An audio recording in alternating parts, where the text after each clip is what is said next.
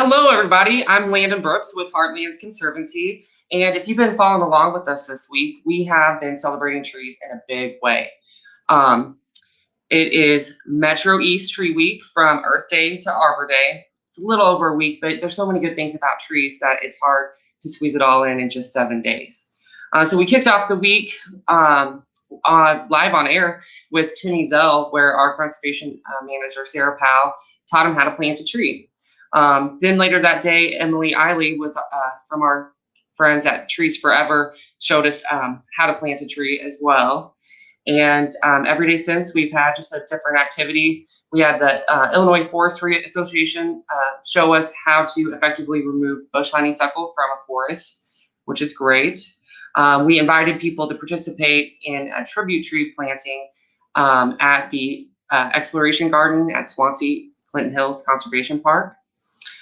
We also had a little scavenger hunt, and tomorrow actually is Poetry Day, where we're going to talk about poems about trees, and it's a fun little family activity we got going for you.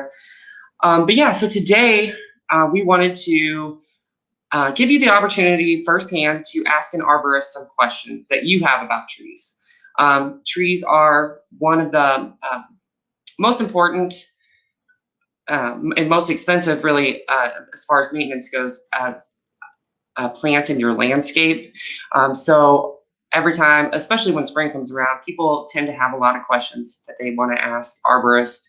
And so here we are today. We actually have Ron Gatewood with us from Maurer Brothers Tree Care, and he is a certified arborist. He's actually internationally certified as well. So he is a great resource. He's going to start off by kind of just giving us a rundown of what he sees on a daily basis, some of his frequently asked questions, and things of that nature. And then we'll open it up for you all to ask your questions. So just drop those in the comments section, and we will get to all of them here in just a little bit. But for now, I'm going to bring Ron on. Hey, Ron, how's it going? Hello. How's it going, everybody? Thank you so much for joining us today. I think this is really going to be cool. So I guess we'll just turn it over to you, and I'll just remove myself from the screen, and I'll pop back on whenever you kind of wrap up your frequently asked questions. All right. Well, thank you. Thank you. Ron Gatewood. It's pronounced Moyer, M-O-Y-E-R, Moyer Brothers Tree Care in Belleville, Illinois. You can Google us for contact information as well. We have been providing professional tree trimming and removal services for over 50 years. We're a family-owned business. I myself have been a certified arborist for 21 years. And Landon spoke up about internationally recognized. The International Society of Arboriculture is actually the organization that provides the certification for the background, the education, as well as certification for that. And that's who gives us our certified arborist title. And speaking with Landon earlier, he'd asked me to just talk about trees and develop some topics that would spark questions. And we all have questions. Myself, as a commercial arborist, my main task is going on appointments every day, talking to people about their trees, bidding on trimming, removing, trimming type or technique, some consulting as well. So I kind of have a wide variety of things that I come up against in the urban landscape on a daily basis, and it's primarily homeowners and businesses that I'm working with. But what I thought I would do first is talk a little bit about the botany of it. When a seed falls to the soil, well, what happens next? Well, it's going to grow. The roots are going to start going down first, and they're going to go down to a point where they can't reach the right amount of oxygen content, and then they were going to go out horizontally in all different directions. We used to think they have a nice deep taproot. Well, some species start off that way in seed form, but in our region, because our clay is platelet on platelet, very tightly compact in bulk density, it doesn't allow roots to go down very far before they go out. So consequently, then in our region, studies have shown that roots are going to go out 1.5 to 2 times that tree's height in all directions. And that means they're going to be establishing how it takes in nutrients, moisture, and oxygen just underneath that soil line, but they're going to go out a long way. Now, why that's going to be important to us, speaking of the below ground portion first, your absorptive roots are in that 16 to 18 inches of soil strata. So you're not going to get a lot of absorption below 18 inches in a general sense. Things below that are more stabilization in nature and less absorptive. But again, since they're going out so far in all directions, they have access to a wider area in which to draw that material in to go ahead and produce growth or promote growth. Now, the circumference of the root, you've heard conversation of it as a root hair. It starts out a lot like the circumference of our hair, very, very tiny. It's moving through the soil, looking for that right amount of nutrient, moisture, and oxygen, continuing to grow as it moves through that soil. But then also it's growing against foundations. It's growing and sharing space with water lines and sewer lines. It's growing around your pool liner. It's under sidewalks. It's under driveways and things like that. So those are some of the issues that we contend with living in the region. Is you may not have a tree that nearby that you might think is nearby enough, but you can still get root movement, moving sidewalks, driveways, things like that. Just something we have to deal with as we grow these trees in this region. Also, it's going to be important. A lot of people think that, well, you know, there's a root above ground, so therefore I must add more soil. Well, not necessarily. You can only add a little bit of soil before you have choked that root out. And the other side of it is, if that soil is so dense that the root hair isn't finding the right amount of nutrients, moisture, oxygen content, then it's only potentially going to resurface anyway on top of that soil. But because when that root comes out at the soil line and burrows just underneath that soil line, we have to be careful about how much we add on top of that, because it's establishing the way it's going to breathe in a general sense. We have to be careful about putting mulch around the trunk and putting too thick of material on top of the root zone, because again, we're impeding oxygen flow to that root zone. And then when you put mulch too much around that trunk tissue that's really designed to stay open and available to the atmosphere so you can have gas air exchange through the lenticels or the pores of the bark. But instead, we like to try to cover it over with mulch. And again, we're just putting stresses on a tree that doesn't necessarily need that kind of stress from us. So back to the story. Going underneath the soil line, moving out in all directions.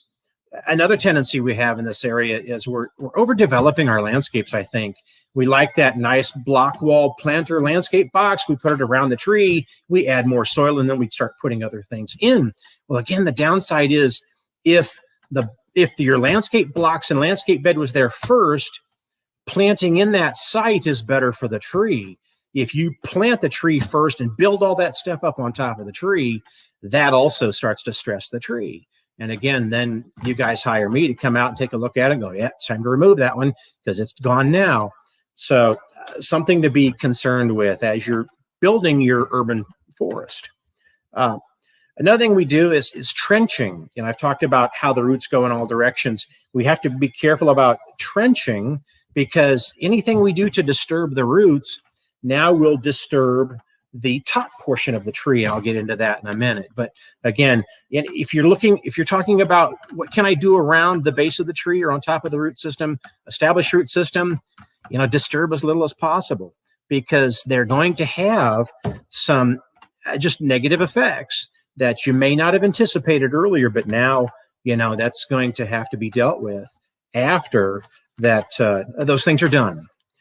Okay, let's talk about the above ground portion. Trees are going to grow above ground to its genetic potential, but it's in a balanced format.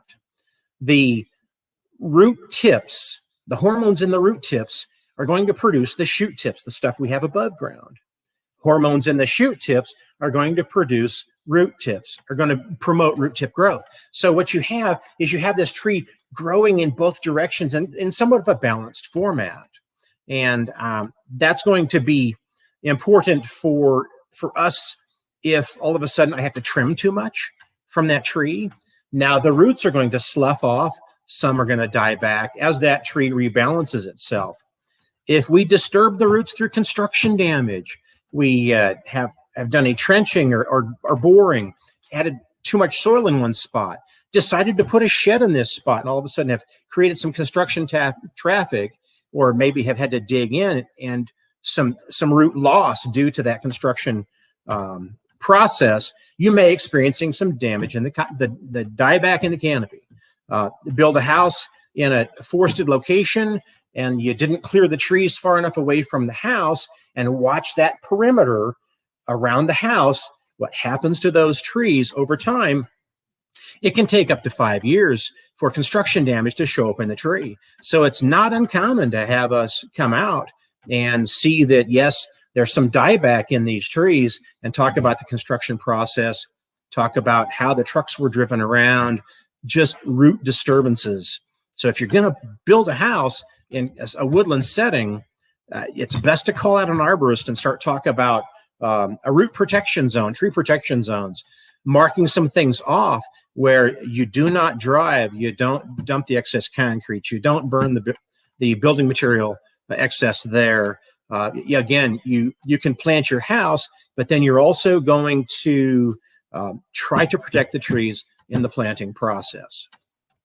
The next thing I want to talk about is trees in the woods. How do they grow? Well, they work themselves out. They grow in plant communities.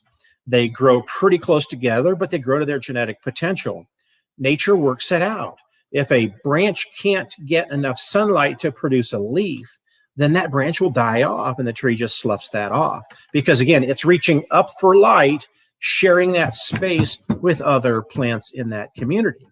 Now, how that will impact certain species, species will root graft.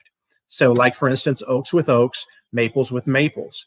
Now, what the benefit is in that forest, whether it's a natural forest or urban forest, they're going to share nutrients and moisture and oxygen, but also they're going to share pathogens. And that's where things like oak wilt, sudden oak death, yes, can be spread airborne, but also can be spread below ground in the sap stream by root grafts. So it's just another problem that we have to work out. Nutrient recycling. Imagine when all those leaves, twigs, things like that fall on the forest floor.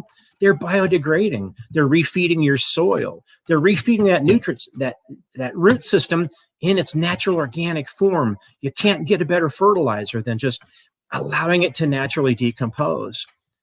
What do we do in the urban landscape? Well, we go ahead and we bag our clippings because dare not remulch those. And same thing with leaves and twigs. You know, every fall, boy, we've got to pay landscape companies thousands of dollars to come in and remove that natural material. That if we just remulched our clippings, if we just remulched our leaves and let that natural material biodegrade in its organic form, let it refeed your soil, then it's a much better environment for the tree to grow in. Okay, reviewing my notes. In the neighborhood, trees need to be trimmed. Need to be trimmed back from the house, from the wires, from the cars, from the house, the satellite dish. You'd be amazed how many people say, well, my satellite provider says I need to get this tree trimmed. Well, you can trim it now, or you can just move the dish or call Charter. I'm teasing. I don't care who you go with, but here's the thing. If you trim once, you're going to have to continue to trim. You have to continue to try to figure out how to get that perfect signal or remove the tree. I get a lot of that feedback where people are like, well, I want this, but I don't want that. Well, you have to decide. Sometimes you just have to decide. And sad thing is, these are obstacles we created. We like our uninterrupted power. We don't want things hanging over wires. We don't want things that could potentially fall. But again, you know, you have to decide. Do you want the beauty of the tree? Do you want to allow it to grow to its genetic potential? Or do you want to carve a spot for the house so you have a butchered tree look? Anyway, I'm preaching now. Sorry about that. I get people that talk about, you know, their neighbor thinks the tree is too big, or the customer thinks the tree is too big, so it just has to be made smaller. why not plant the right tree, right location? So again, you don't have to make the tree fit our environment. Let it grow to its genetic potential. Let it outlive us. Don't make it struggle to survive our environment because we want to live the way we want to live. Why not think of the tree differently? It really could outlive us if we just let it. All right. I've talked about the organic recycling. Some common problems I'm asked to deal with on a regular basis. Talked about the satellite dish. A new one now is solar panels. People are putting solar panels on the house and then saying, well, I'm not getting as much sun as I'd like. Or the solar panel provider said, maybe I need to have some of these trees trimmed. Or again, you just have the trees removed because now all of a sudden you want the sunlight, not the shade. Earlier, we liked the shade. July and August in this area, you're liking the shade. But again, we thought about solar panels, and now we didn't think about trees, and now we got to cut trees down. So what's better for us? You'll have to decide that for yourself. Branches overhanging, wires, cars, you name it. People want me to take this saw, go straight up from the obstacle, and not really that concerned about the wound that I'm creating on a tree. And we really have to, as arborists, do our part to promote wound healing. We have to be careful. How big of a cut am I making? Is that tree going to be able to callus that wound over in time to prevent the spread of decay fungi and potentially hollowing out that branch or hollowing out that trunk, creating more problems? So again, when you're trimming, try to make a small cut, make the smallest cut possible, and be patient with the tree if you can, because that big wound may not be beneficial to the tree at all. In fact, may be very detrimental. Okay, our yards are becoming overdeveloped. Another thing, it's just kind of crazy where you'll have a massive tree, patio, fire pit, swimming pool, all these things built up around it, and then the tree dies. And then we have to remove this thing, but we can't get to it. We can't drive back to it. We can't cut the material and carry it out in small enough pieces because it's simply just too big to lift. So we really have to think as we're developing our landscape, if that tree in the backyard, in that fenced-in backyard, is going to eventually die, how are you going to get it out of there when it's time to remove it? Just something to think about. I'm so, anytime I talk to somebody who's wanting to talk about changing their fence, I always talk about a double gate. You never know when you're going to need to get a pickup truck back to the back porch.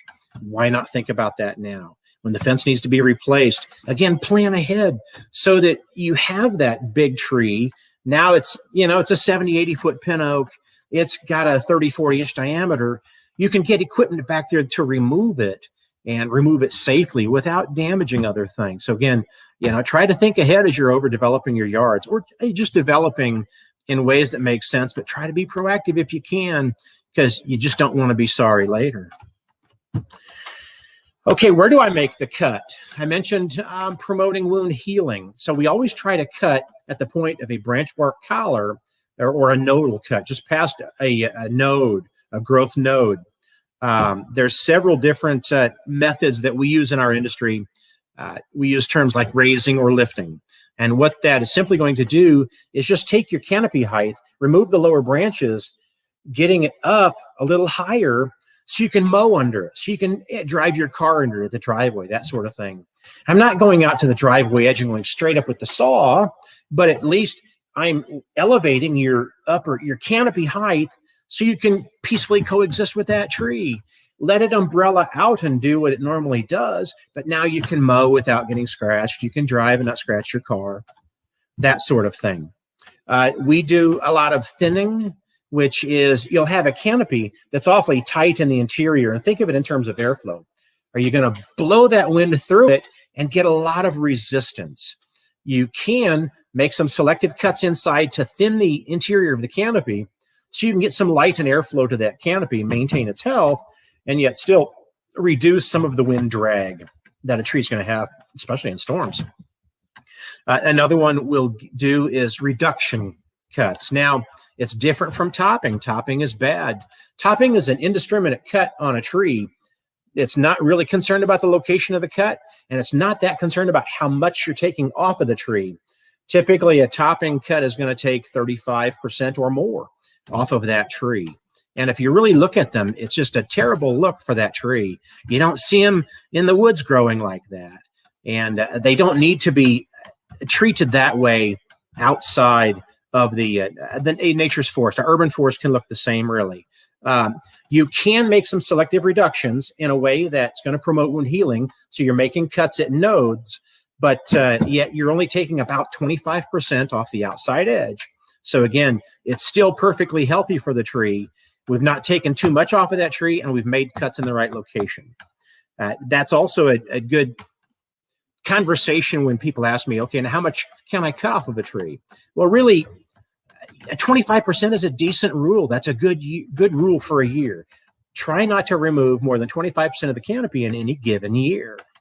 If you're going to try to reshape this tree, try to change its structural integrity, whatever it is you're trying to do, fight that battle slowly over multiple years. It's a lot easier for the tree to overcome that, callus that wound, and move on with its life a little more of a healthy manner.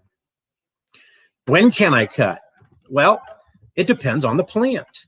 I was just talking to some folks earlier today. Maples, I'm going to kind of split hairs on those a little bit for some common varieties that we have. Silver maple, red maple, typically depending on weather, we can start trimming those around March 1st, again, weather dependent. But around March 1st, when they're starting to flower, is when we can start trimming those. And then you stop trimming about November 1st, because they want that winter time and early spring time off, because again, it's going to depend on how that tree calluses over, how susceptible it's going to be to decay fungi. So see, these are just some of the tricks of the trade that we have to consider when we're trimming certain trees. Now, the other side of maples, sugar maple, Japanese maple, they would really like to wait until, again, typically around May 1st or so, very weather dependent, but that's a general rule of thumb that we use. Start trimming them at that point, and then again, stop trimming at about November 1st. Now, for oaks in the red oak group, very specific. Some of the more types that we get in our area, like a red oak, pin oak, a shingle oak, more common varieties in that particular group. We will trim those all year till about April 1st.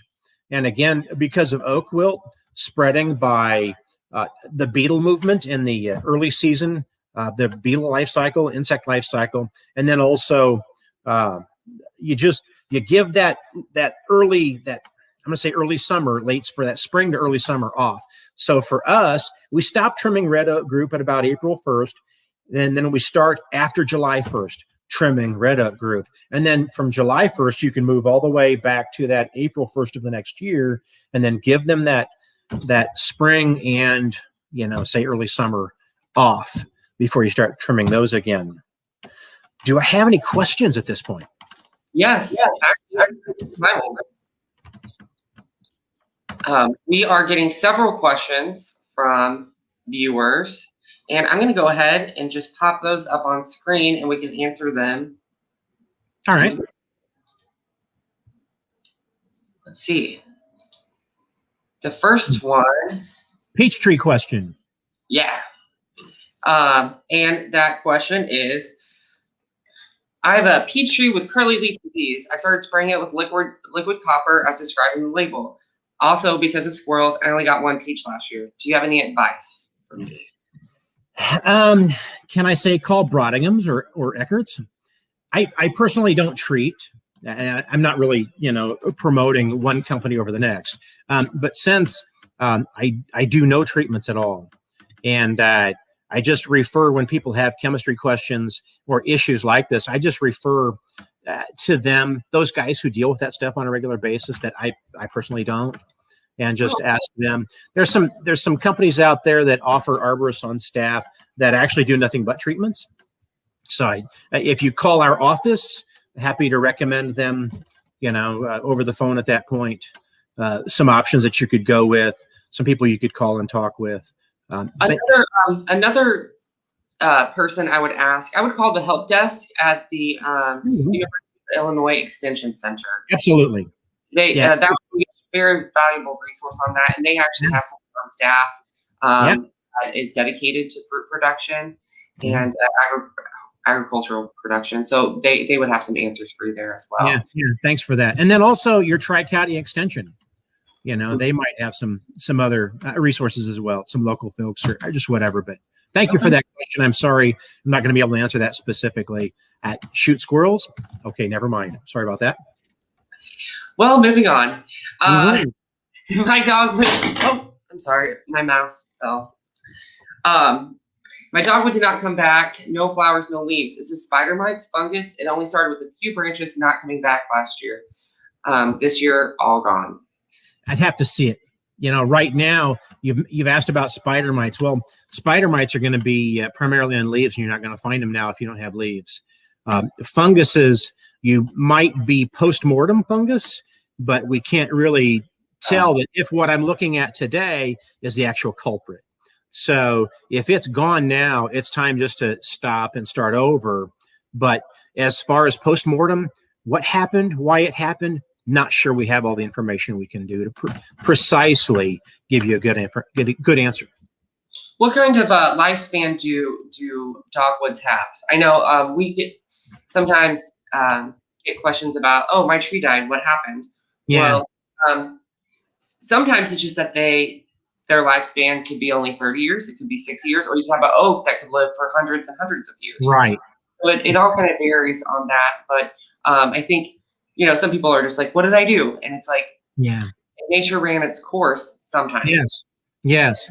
I think not only is it I'm going to say site is going to have a big deal to do with dogwoods. Where does nature plant them? Nature puts them at the woodland edge, maybe slightly inside of the woods, where you've got, great organic matter, great fungal nature in the soil. It's an understory tree, so it's got some shade protection over it. We love the looks of that flower. We put it out in the full sun. It's heavy clay. It's a bacterial environment and high soil pH in that turf. And we're asking it to do what we like it when it's in the woods, and it's just wrong plant, wrong location. So very site specific, when it comes to those kind of questions, I would ask you to have one of us out before it dies, but when you see things starting to go bad, because then evidences might be available to us that we can offer diagnoses that'll help you. Okay. Post-mortem is just kind of tough. You just got to remove it and start over. Yeah. Here we go. Oh, Kayla was asking, what are your thoughts on prescribed fire on tree regeneration?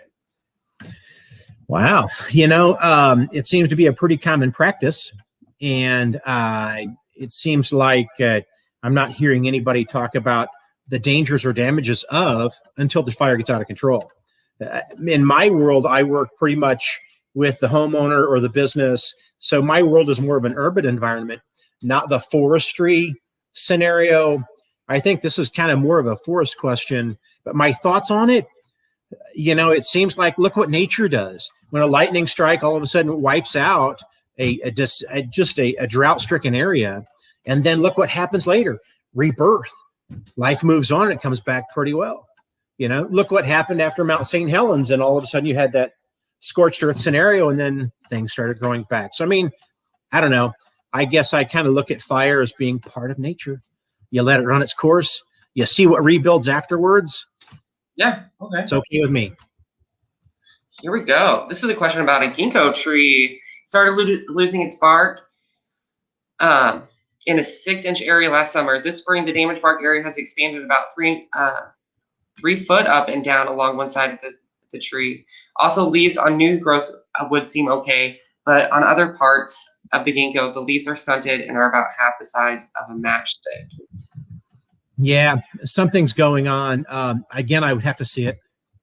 And I have to get face to face with the case and just discuss what's going on, what we're looking at, what we're seeing, and see if there's any options to remediate at that point, or if you kind of have to watch and let nature take its course. A lot of times, some of these things, you could have a canker come into a tree, kill some of the cambium underneath the bark, and all of a sudden bark is splitting and falling off because it actually has dead bark material. You'll see wound response as that callus material forms around it and starts to close that off over time.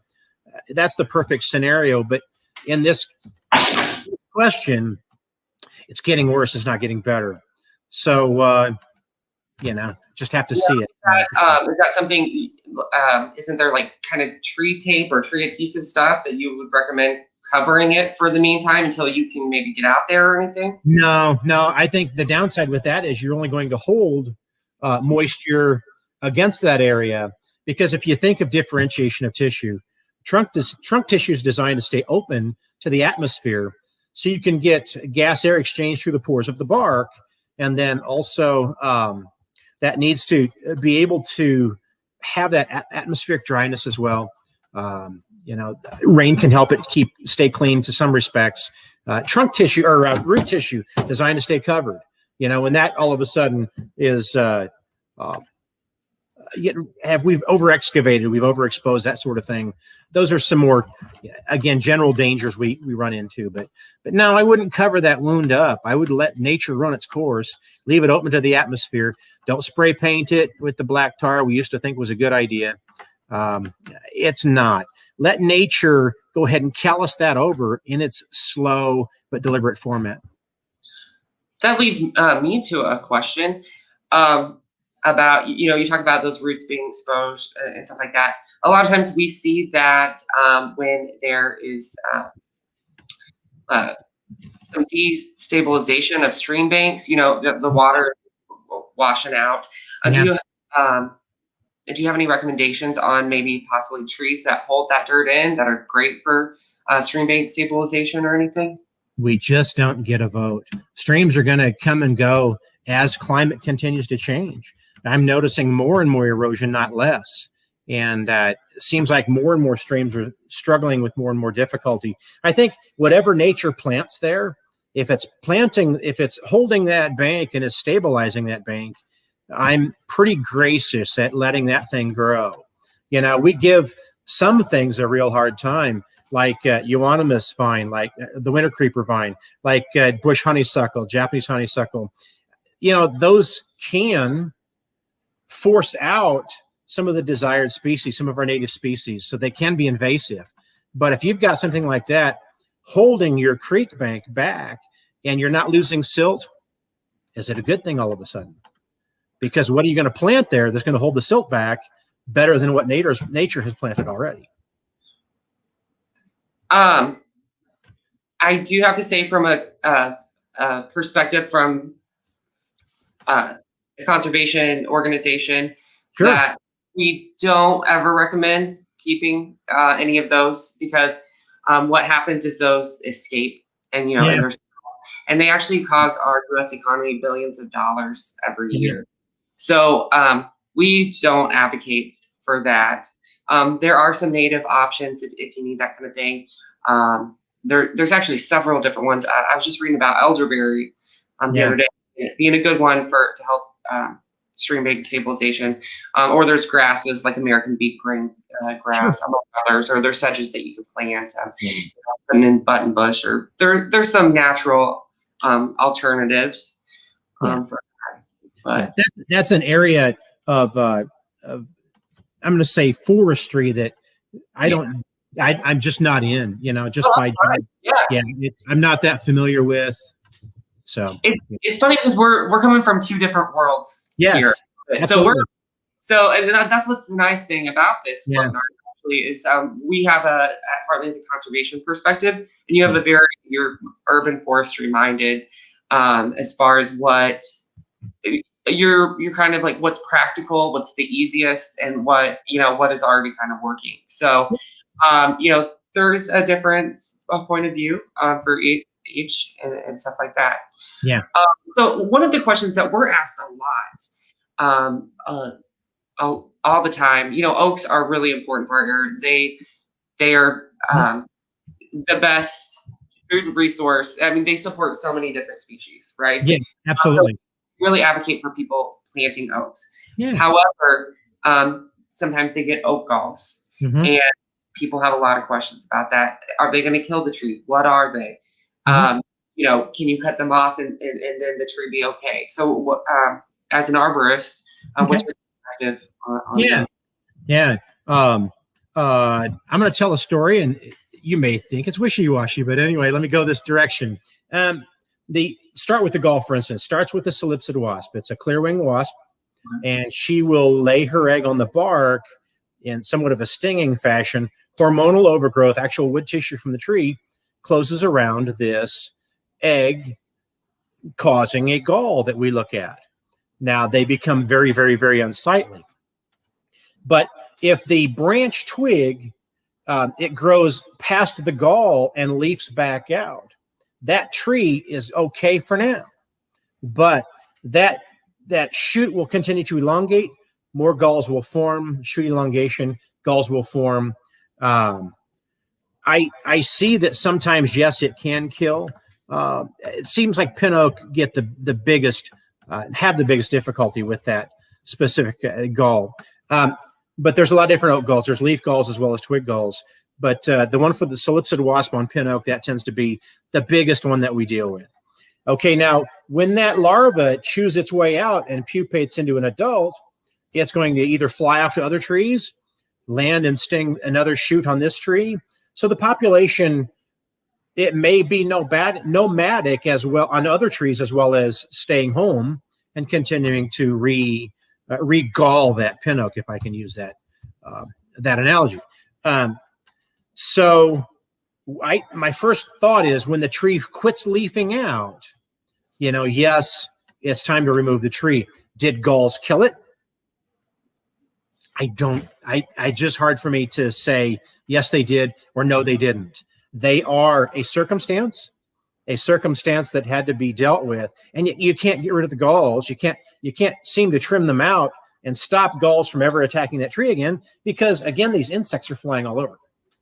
So are there tree treatments that you recommend? I know when the emerald ash borer was coming to the area, it was very expensive, but if people wanted to save their elms, they could do these shots that would keep them. Yes, it's a good question, but let's talk about mode of action, how this is affecting the tree, or how you're actually going after the bug. Since the Calypsid wasp really isn't consuming anything, I don't know if there's any cambial injections or foliar sprays that are going to be 100% effective. That might be a better question for somebody who does nothing about treatments, chemical treatments on trees. The things that you mentioned is borers. Now they're in the cambium, they're in that sap stream area, so they're going to be, and they're consuming material, so they're going to be highly affected by, cambial injections, systemic injections in root zones, that sort of thing. Same thing with Dutch elm disease, since it is a disease that plugs up the vascular cambium. Again, those xylem phloem going up and down, those bundles that are going inside the bark.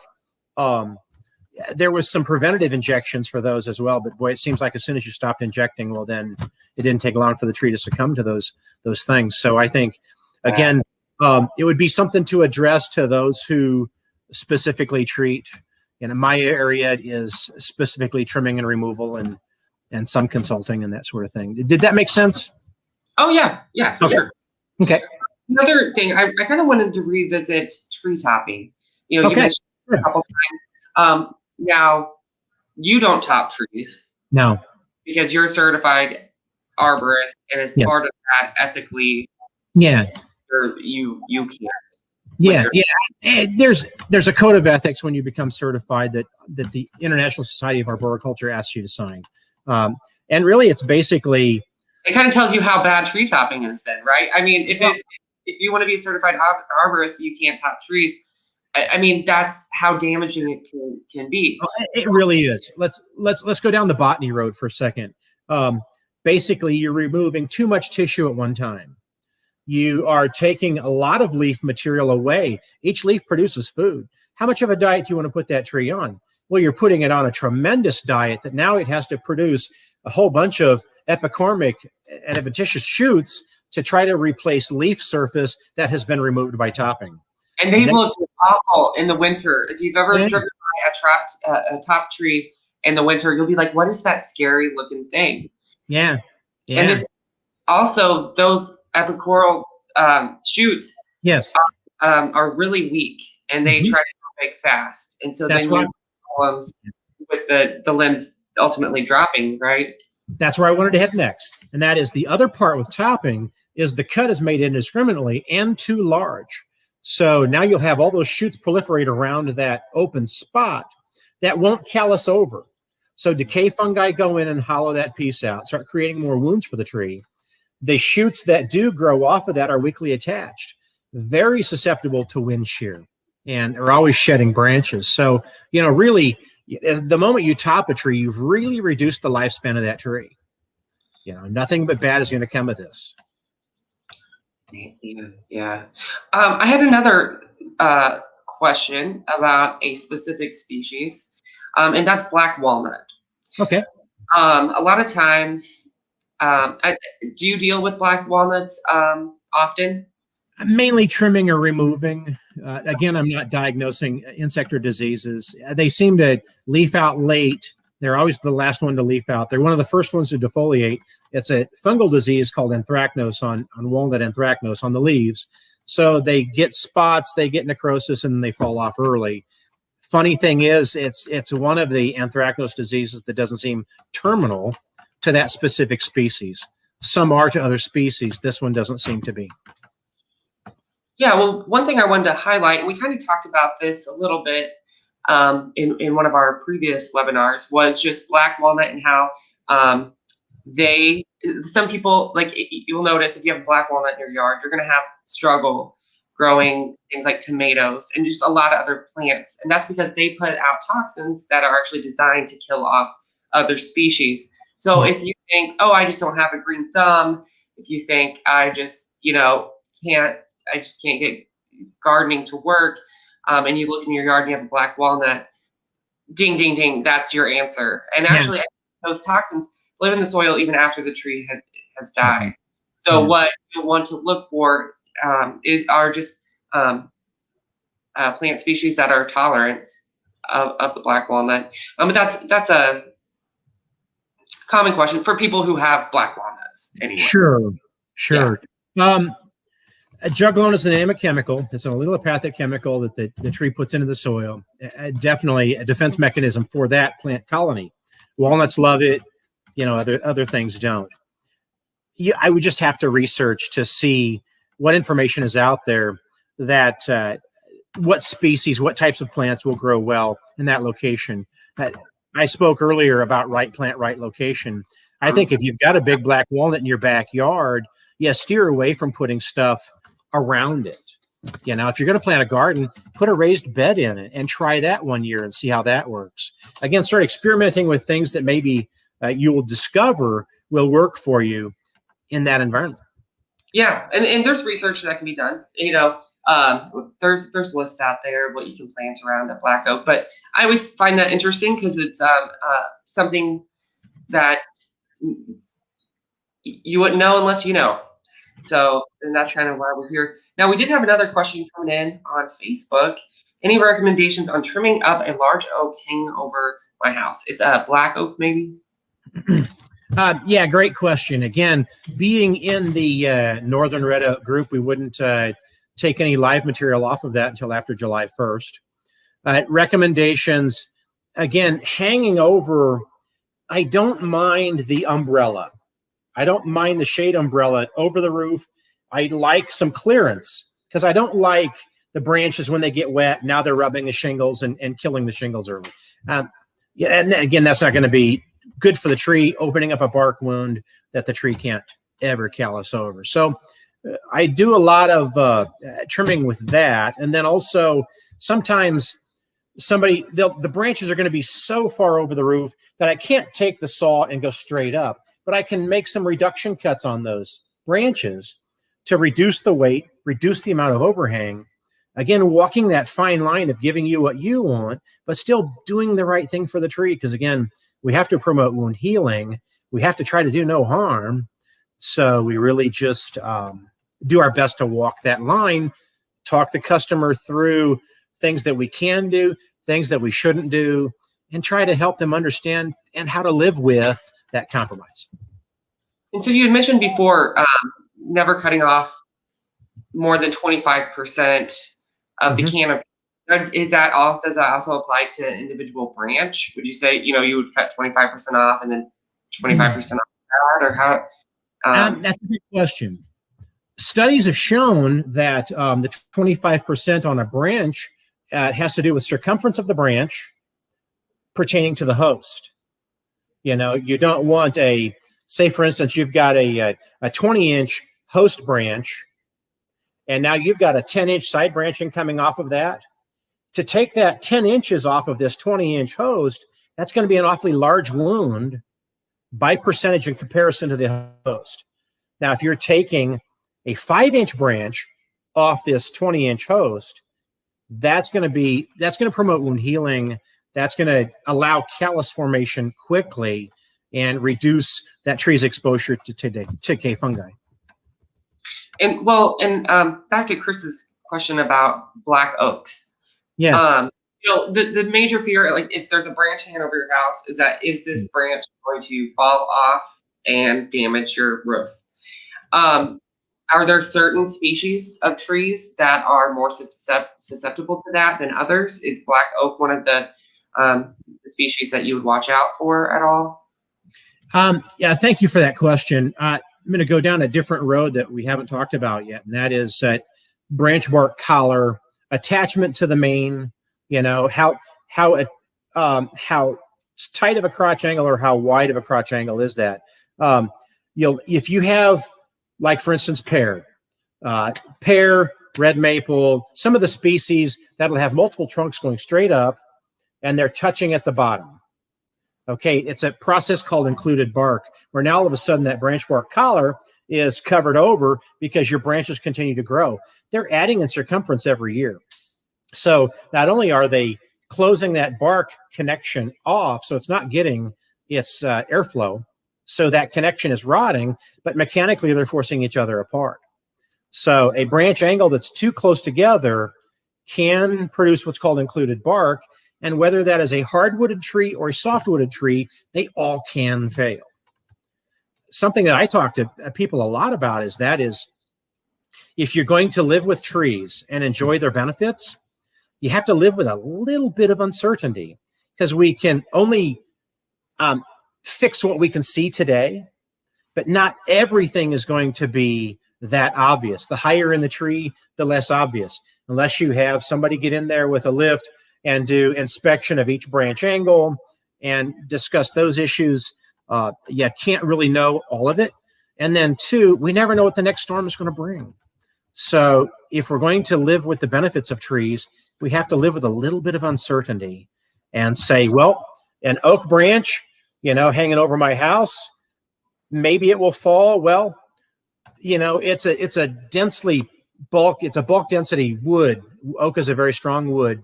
So the potentials are maybe less than it would be a silver maple or maybe a tulip tree. Doesn't mean silver maple or tulip are bad, but we're just talking about degrees of how this can go well or not so well. But again, each situation is specific. I guess for Chris, I would really want to see the tree. I'd want to meet with him and discuss location of the tree, location of the house, discuss options. I think that's a better way to answer that question. Really, you think, every tree is its own situation. Absolutely. And every location. In every location. Yeah. Interesting. It is. It is. It's hard to speak in generalities. If, you've got a 50-foot tall tree, it's 50 foot from the house. The chances of that, the right wind to making that fail and hit the house, chances are less. Now if it's 10 foot from the house, it's leaning towards the house, and it's got a trunk cavity, which weakens the overall cylinder, there you have a higher probability of trunk failure. Don't tell me that. I have a silver maple right out front, leaning towards my house with the cavity bottom.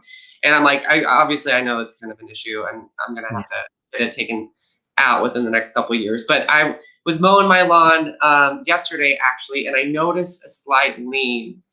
And I'm like, this isn't, I have to get this cut out sooner than later. Yeah. Yeah. Yeah. Well, wow, Ron, thank you so much for all the information today. I think we answered everybody's questions here. You want me to talk about some species?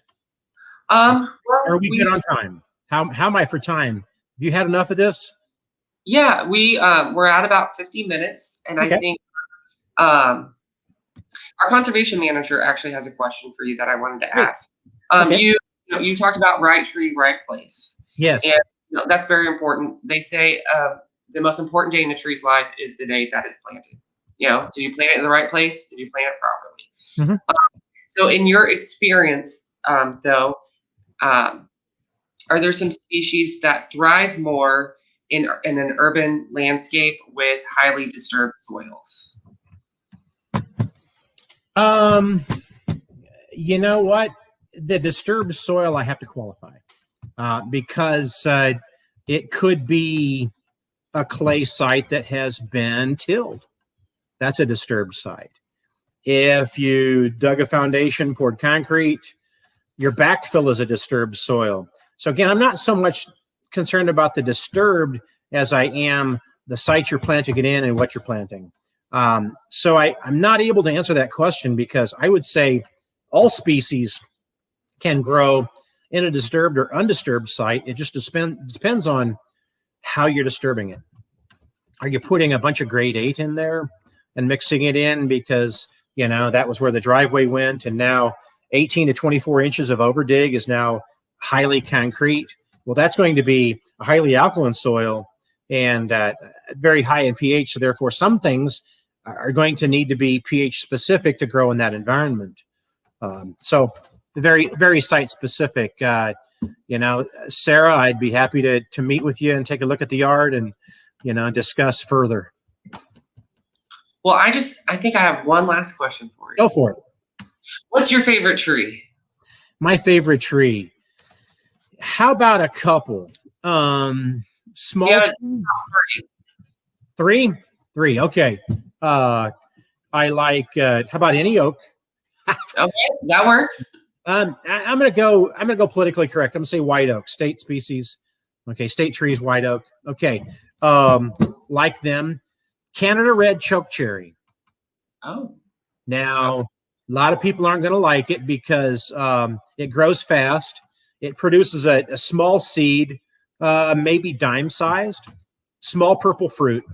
And it starts out green, and it'll have a white flower, bottle brush-shaped flower. And then sometime in May, that green leaf turns to purple.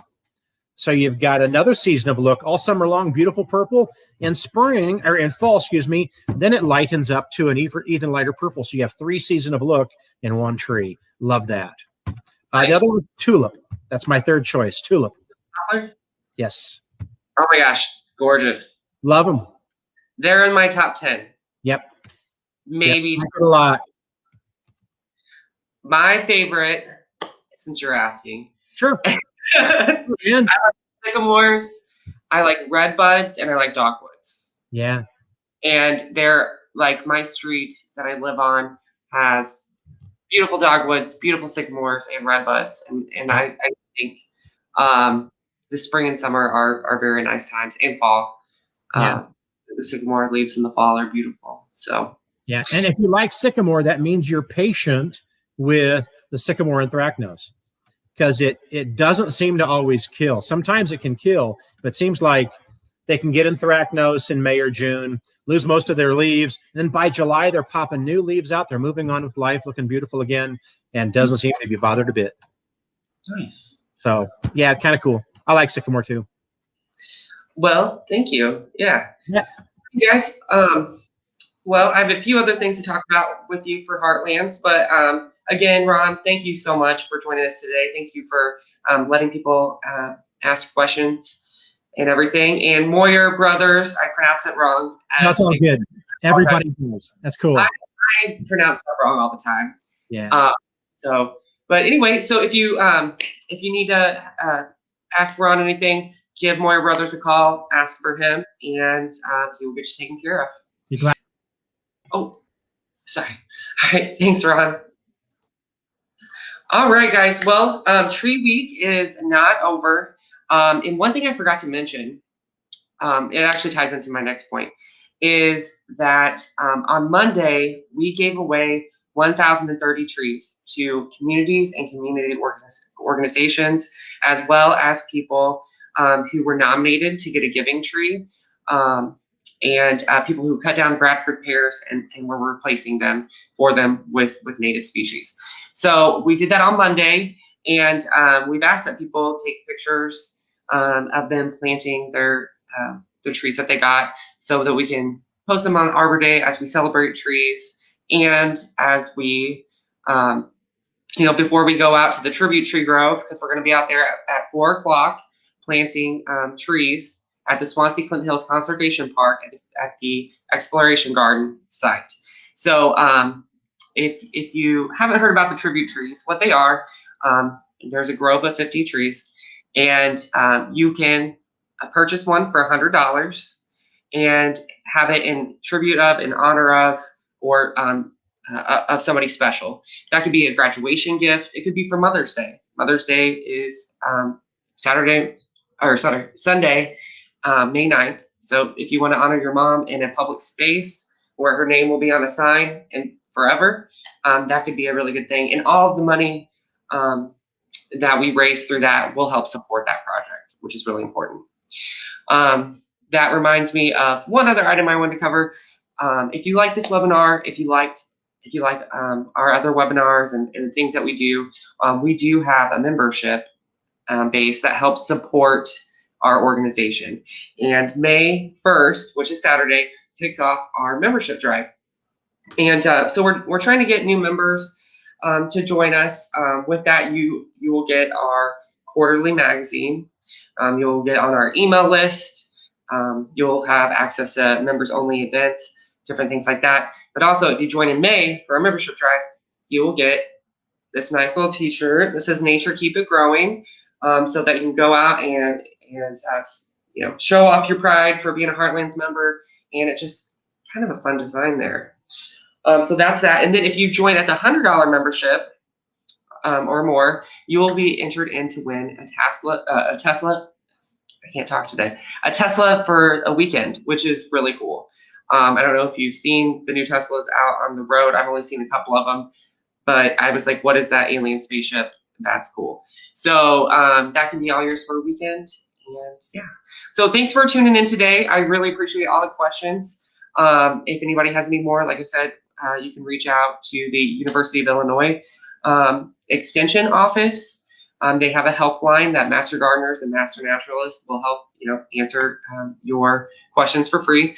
And you can also call Ron over there at Moyer Brothers and things like that. So with that, I will just wish everybody hope you have a good night. I hope you're enjoying spring. Hope you're celebrating trees this tree week. And we will see you outdoors soon. Thanks.